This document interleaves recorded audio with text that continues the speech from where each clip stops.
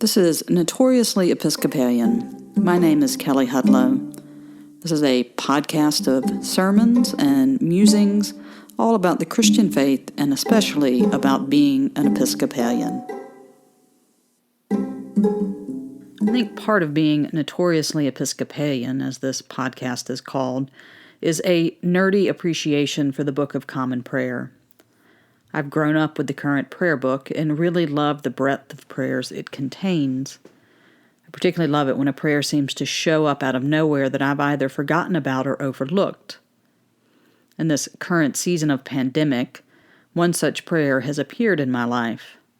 One found on page 461 in the Ministration to the Sick.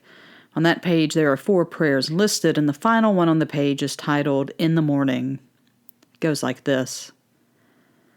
This is another day, O Lord. I know not what it will bring forth, but make me ready, Lord, for whatever it may be. If I am to stand up, help me to stand bravely. If I am to sit still, help me to sit quietly. If I am to lie low, help me to do it patiently. And if I am to do nothing, let me do it gallantly. Make these words more than words, and give me the Spirit of Jesus. Amen. This prayer first came to my attention when my bishop used it in a Zoom meeting in the early days after the decision was made to close all our parishes in the diocese. Then last week, after some 2.5 weeks of being under a shelter-in-place order, a postcard from the Society of St. John the Evangelist arrived.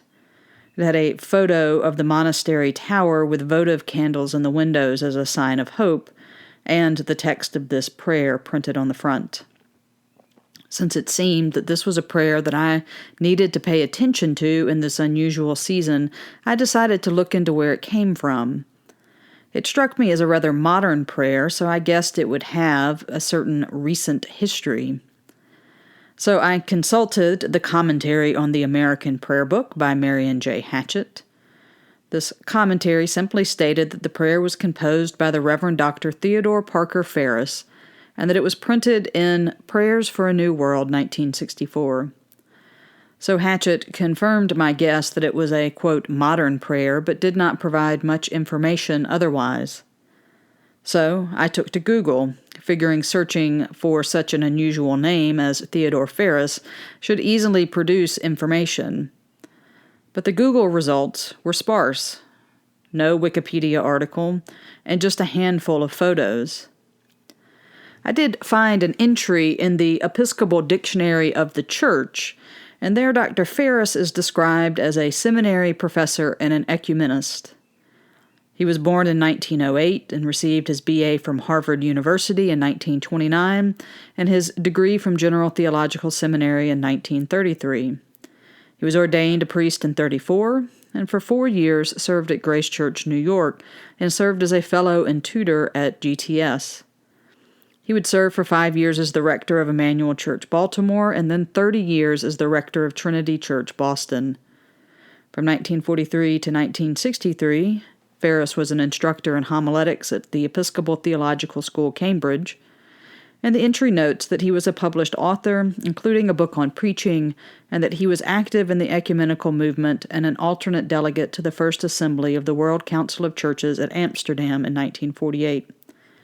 He died in 1972. Ferris composed a tune that was included in the 1940 hymnal titled Weymouth. This got him an entry on hymnary.org, that repeated much of the same facts from the Episcopal Dictionary, but added a more complete list of the books Ferris authored. It also noted that he served as a delegate to the Episcopal Church's General Convention 6 times, listed his honorary degrees, and made a point to note that he was a bachelor when he died. So not completely satisfied with this information, I began to try some different search queries. I came across a 2018 interview with Fleming Rutledge, where she recalled hearing Ferris preach a 3-hour Good Friday service at Christ Episcopal Church in Greenwich, Connecticut. Rutledge noted that Ferris was known all across the United States as one of the best preachers, and that he was frequently included in Newsweek magazine's Best Preachers in the U.S. She commented that she rereads his sermons and described him as having a charismatic presence in the pulpit, not out of it. Still not quite satisfied with this information discovered so far, I clicked on a video taken of a 2018 presentation at Trinity Church in Boston about Dr. Ferris. The presentation was made by the then Reverend Thomas Brown, the now Right Reverend Thomas Brown, Bishop of Maine, and he spent an hour talking about the life of Ferris. Brown explained that he discovered Ferris by receiving a book of prayers written by him, and Brown reminded the gathering that Ferris was first and foremost a human being who had faith. And he was also an artist, a theologian, a writer, a pastor, and a preacher. As part of that story of a human being of faith, Dr. Ferris, Brown noted, was a cradle Episcopalian who received the gift of faith from his parents. He apparently was a sickly child. He was born blind in one eye, and his various childhood illnesses caused him to be deaf in one ear. In seminary, he would again be seriously ill and nearly die.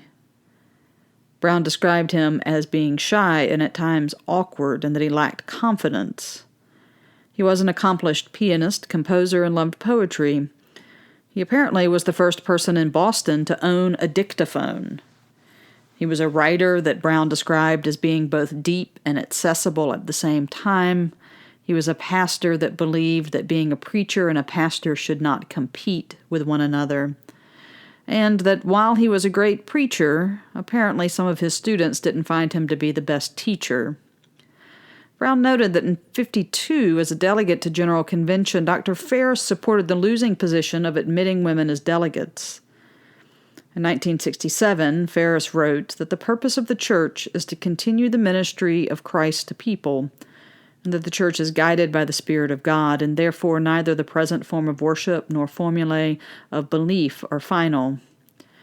He's memorialized at Trinity Church, Boston, as having, quote, opened our hearts and minds to the truth and above all to the Spirit of Jesus. After his death, as a tribute, Trinity Boston published 2 volumes of his sermons. It was one of these sermons that found its way into Bible commentaries and then therefore into preachers' blogs to turn up in my Google search. This particular sermon was entitled, quote, When Things Don't Go Well, and the 4 main points of the sermon were quoted in a 2010 preacher's commentary. Given the current uncertain period, I think those 4 points are still relevant. Number 1, quote, remember that there is nothing that can happen to you that has not happened to millions of others. 2, remind yourself that as a human being, you run the risk of this kind of thing happening. 3, remember there are people who became great facing what you must now face. 4, say, I don't know how I'm going to handle this, but I can. I know that from sources of which I am not conscious, help will come. Not necessarily the help I ask for, but the help that I know nothing about right now will rise in me, will appear suddenly from all sorts of unexpected places. Finally, after all of my internet searching, I felt that I at least had a sense of the person behind the words of this prayer, and that it was no longer just words on a page, but had a story and place and context and face to go along with.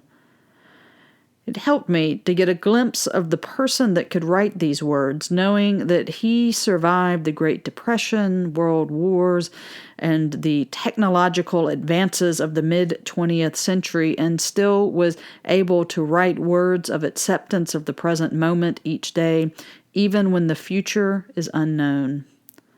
So I am thankful that this particular prayer has found its way, bubbled up to the surface in my life, and I'm also thankful to get to know a little bit more about Dr. Ferris and his life and how he gave us the gift of this prayer.